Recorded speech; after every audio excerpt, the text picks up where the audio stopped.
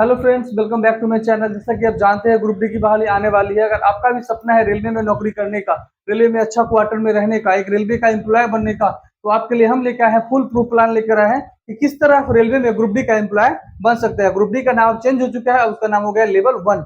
अगर आपका भी सपना है, आपने भी कभी सपना देखा है कि रेलवे में ग्रुप डी में आपको एम्प्लॉय बनना है और उसका प्रॉफिट उठाना है, तो चलिए आपके लिए पूरा फुल प्रूफ प्लान लेकर आए हैं किस तरह ग्रुप डी का स्टाफ बन सकते हैं। पूरा प्रोसेस हम लेकर के आए हैं।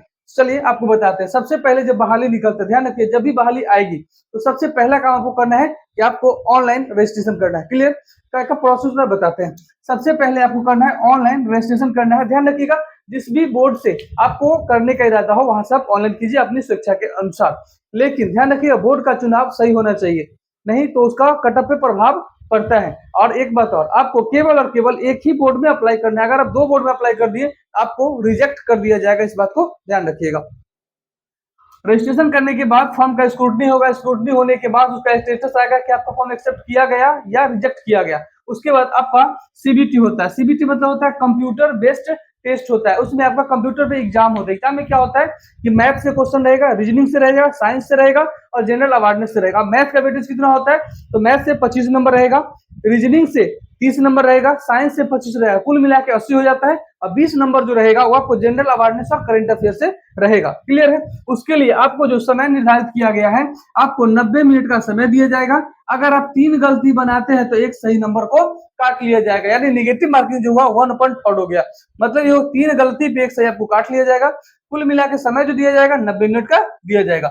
अगर आप सीबीटी को क्रैक कर लेते हैं, सीबीटी पास कर जाते हैं, तब आपका होता है फिजिकल इफिशियंसी टेस्ट, जिसको हम लोग शॉर्टकट में बोलते हैं पीईटी यानी पेट बोलते हैं। इसका फुल फॉर्म होता है फिजिकल इफिशियंसी टेस्ट। इसमें आपका शारीरिक दक्षता का परीक्षण लिया जाता है कि आप शारीरिक रूप से फिट है या नहीं। क्या है कि लेवल फोर्थ का जॉब है, इसका पटरी पे आपको काम करना पड़ता है, थोड़ा हार्ड वर्क होता है, तो आपको मेडिकली फिट देखा जाता है कि आप शारीरिक रूप से स्वस्थ है या नहीं। इसमें क्या होता है पहले वो समझिए कि लड़का के लिए अलग होता है, लड़की के लिए अलग होता है।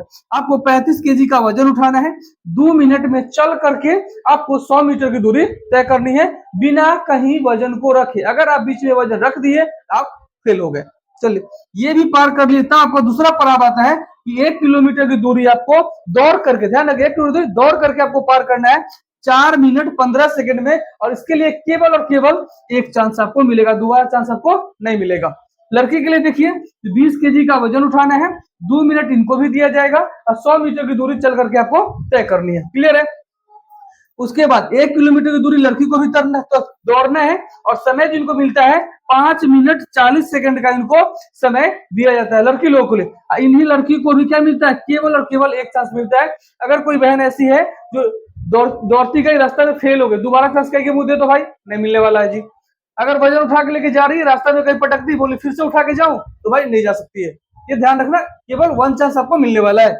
चलो जी, अब पीईटी जब पास कर लिए तो आपको होता है मेडिकल टेस्ट होता है। मेडिकल टेस्ट में क्या होता है कि आपको मेडिकली एग्जाम किया जाता है कि आप मेडिकली फिट हो या नहीं। मेडिकल में क्या देखा जाता है? सबसे पहले आपको आंख को चेक किया जाएगा, आपका लेंस तो गड़बड़ नहीं है, आपको देखने का जो क्षमता है वो अच्छा है कि नहीं है, आप दूर वाले वस्तु को नजदीक वाले वस्तु को देख पाते हो नहीं पाते, आंख चेक किया जाएगा। उसके बाद आपका हार्ट चेक किया जाएगा, हार्ट चेक किया जाएगा, एक्सरे किया जाएगा, यूरिन चेक किया जाएगा, उसके बाद आपका ब्लड चेक किया जाएगा, हाइड्रोसील चेक किया जाएगा, पाइल्स, इस सब कुछ चेक किया जाता है। उसका कुछ कैटेगरी निर्धारित किया गया है, जैसे आपको A2 में है तब अच्छा है, B1 में है तब भी ठीक है, B2 में है तब भी ठीक है, C1 में है तब भी ठीक है, या C2 में है तभी आपको नौकरी दी जाएगी। अगर इसके अलावा दूसरा कोई कैटेगरी में आ गया, जैसे अगर हाथ तो थोड़ा बहुत फ्रैक्चर है तो आपको नौकरी मिल जाएगी। लेकिन भाई मेरे, अगर आंख में, हार्ट में, पाइल्स में, इस सब में अगर प्रॉब्लम है तो आप पहले उसको सही करो। अगर आंख में प्रॉब्लम है तो नहीं होने वाला भाई मेरे। रेलवे में आंख का ही तो खेल है, अगर आंख ही गड़बड़ हो गया तो सारा चौपट का भाई कभी जाकर ठोकरा जाएगा ना। ये नहीं होने वाला। मेडिकल होने के बाद मेरे भाई याद रखना, मेडिकल टेस्ट होने के बाद आपको आता है डॉक्यूमेंट वेरिफिकेशन का समय आता है।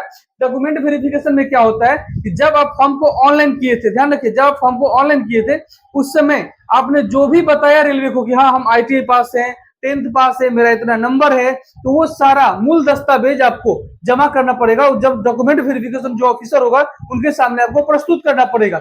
अगर उसमें से किसी भी डॉक्यूमेंट आप प्रस्तुत नहीं करते हैं तो आपको समय तो दिया जाता है, लेकिन अगर आप उसके बाद भी प्रस्तुत नहीं कर पाते आपको रिजेक्ट घोषित कर दिया जाता है, आपका नाम पैनल से हटा दिया जाता है, आपको नौकरी नहीं दी जाएगी। याद रखिएगा, जो डिटेल देगी आपके पास डॉक्यूमेंट होना चाहिए ओरिजिनल रूप में, नहीं तो आपको नौकरी नहीं दी जाएगी भाई मेरे। डीबी होने के बाद भी आपका होता है ज्वाइनिंग। ज्वाइनिंग होने डीबी होने के बाद बनता है पैनल। पैनल बनता है, उसमें आपका नाम आएगा, उसमें आपको अलॉट किया जाएगा कि कौन सा स्टेशन या कौन सा डिवीजन आपको दिया गया, इस बात को याद रखिएगा। चलिए इतना तो हो गया।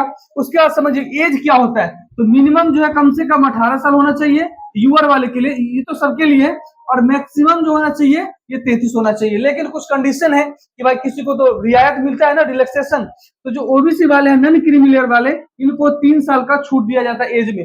36 तक का, 33 तक सबका है, 3 साल का बढ़ गया तो कितना हो गया, 36 हो गया। और SC/ST वाले हैं, इनको एज में 5 साल का डिस्काउंट दिया जाता है, तो 33 से जोड़िएगा तो 38 साल तक के बच्चे बढ़ सकते हैं। और जैसे ही कोरोना पेंडेमिक आया था तो उसके लिए 3 साल का छूट सबको पहले से ही मिल रहा है, तो आपको मिलेगा ही मिलेगा। क्लियर है। तो ये पूरा प्रोसेस है। अगर सैलरी की बात करें तो भाई सैलरी भी अच्छा खासा मिलता है, लगभग 30,000 से ऊपर सैलरी मिलता है आपको। टीए DA सब चीज मिल जोड़ जाड़ के आपको 30,000 के आसपास सैलरी मिलता है। हाँ, वो शहर पे भी डिपेंड करता है कि अगर मेट्रोपॉलिटन शहर है तो वहां का महंगाई भत्ता ज्यादा मिलता है, कोई अगर नॉर्मल शहर है तो महंगाई भत्ता कम मिलता है। वो सारा कुछ डिपेंड करता है। और आप भी जानते हैं रेलवे का जॉब जो होता है रॉयल जॉब होता है। अगर आप भी सपना देखे हैं तो आपको अभी से ही तैयारी करना पड़ेगा। अगर ये सोचते हैं कि भोज होगा, कोहरा रोपेंगे, सब्जी बनाएंगे, भाई मेरे ऐसा नहीं होता है। भोज के समय कोहरा रोपिएगा, उसको सब्जी नहीं हो पाएगा, वो तो फलेगा ही नहीं, कैसे होगा। इसके लिए आपको ये करना पड़ेगा, पहले से प्रिपेयर हो जाइए। क्या है कि अक्टूबर, नवंबर या दिसंबर, ये 3 महीना में कभी भी ग्रुप डी की बहाली लगभग माने 50 प्लस आने वाले, यानी 50,000 प्लस बहाली आने वाली है। अगर आप अभी से तैयारी नहीं करते हैं तो भाई मेरे अपने पैर पे आप खुद कुल्हाड़ी मारते हो, सपना देखना छोड़ दो। सपना देखे हो फिर मेहनत करो। आज भी इतना ही, जय हिंद।